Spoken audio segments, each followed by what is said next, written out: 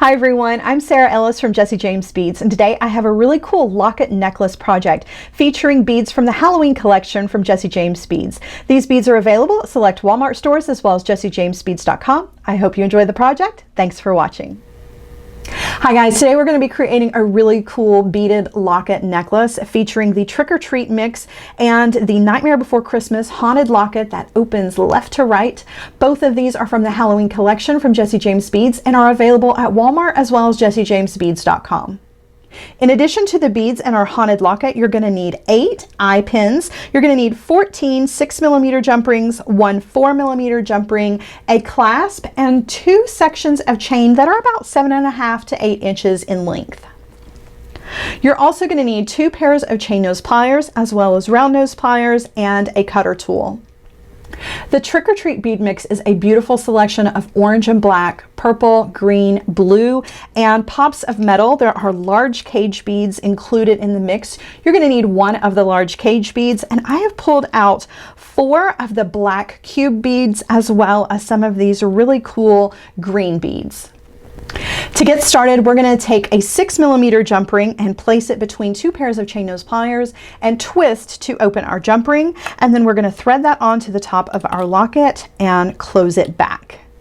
Taking a second 6mm jump ring, we're also going to open with our twisting motion, and we are going to thread this onto our large cage bead at one of the corners where some of those squares in the cage meet.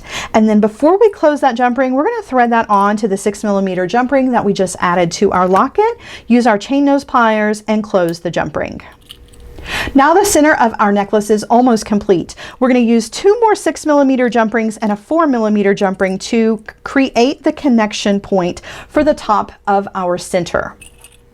Using 2 pairs of chain nose pliers, open another 6mm jump ring and thread that onto the top corner or point of your cage bead, and then close the jump ring. Open a 4mm jump ring the same way with 2 pairs of pliers and thread that on to the 6mm jump ring that you just added to the top of our cage bead. Close the jump ring. We'll use 1 more jump ring at the top of our center section here, but we're going to wait until we're ready to add our beads to attach this jump ring, so just sit it to the side. To create 2 sections of beaded chain, we're going to take eye pins and thread on 1 of your beads onto the eye pin.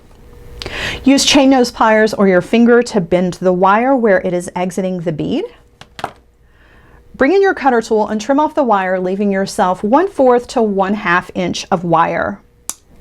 Use round nose pliers to grab the tail end of that wire and roll back towards the bead to create a simple loop on the end of your bead.